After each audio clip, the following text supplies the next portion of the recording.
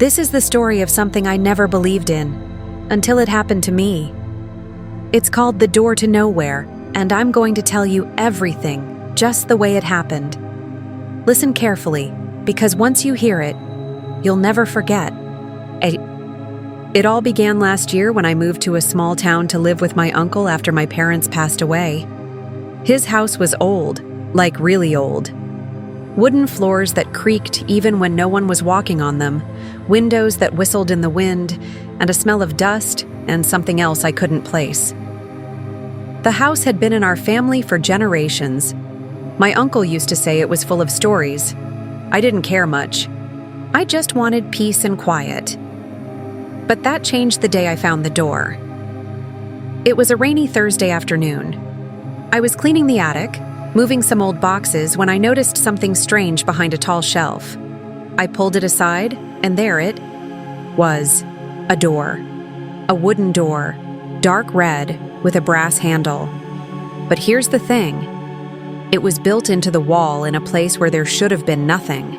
No hallway, no room, just the outside wall of the house. I called my uncle and asked him about it. He stared at the door like he had seen a ghost. Then he said, "That door leads nowhere. Don't touch it, ever." I asked why. He just shook his head and said, "Some doors are better left closed." Of course, after that, I couldn't stop thinking about it. That night I kept hearing whispers.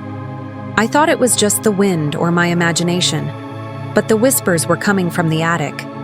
They were soft, like someone talking just behind a wall. I couldn't understand the words, but the voice, it chilled my spine. Still, I didn't go up. But the next night, something changed. I woke up at 2:47 a.m. to the sound of the attic door creaking open. My uncle was asleep downstairs. I knew it wasn't him. I grabbed my phone and slowly climbed the stairs. The whispers were louder now, clearer, calling my name.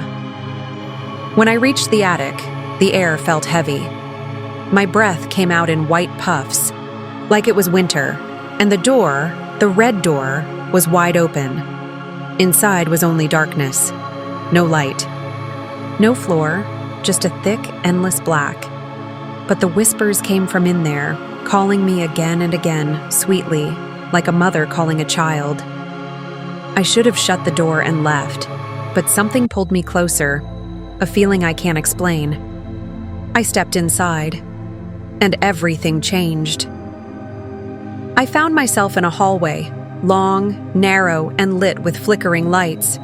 The air smelled of rot and wet earth. The walls were lined with doors, hundreds of them, each one different. Some had scratches. Some were covered in chains. Some had blood on the knobs.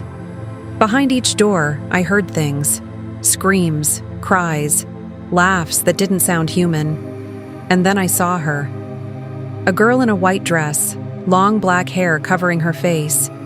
She stood at the end of the hallway, not moving. When I took a step forward, she turned her head slightly, as if she had been waiting. "You shouldn't be here," she whispered. "Where am I?" I asked, my voice shaking. She didn't answer. She only raised a pale hand and pointed to the last door. "That's the way out," she said, "but it won't let you go unless it wants to." I didn't know what she meant, but I had no choice. I ran. The hallway stretched longer and longer. I felt the floor beneath me move, like it was alive. The lights began to go out, one by one.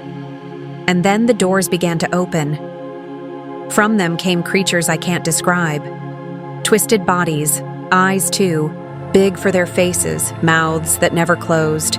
They crawled, walked, and some floated, and they were fast.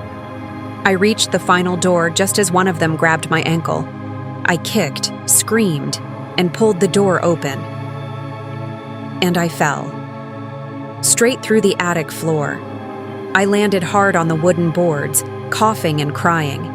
The red door was closed again, just like before. I ran downstairs, shouting for my uncle. He was already at the bottom, pale and wide-eyed. "You opened it," "Didn't you?" he said quietly. I nodded, shaking. He sighed, then said something I'll never forget.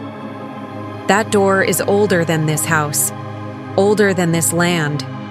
It's not meant for the living, but once you go through it, it remembers you." We sealed the attic the next day, nailed it shut. But every night, at 2:47 a.m., I still hear whispers.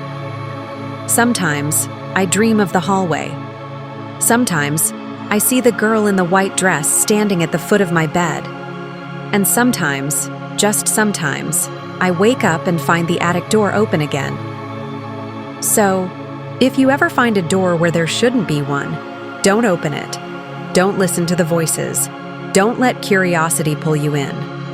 Because some doors don't lead anywhere, and some doors never let you leave.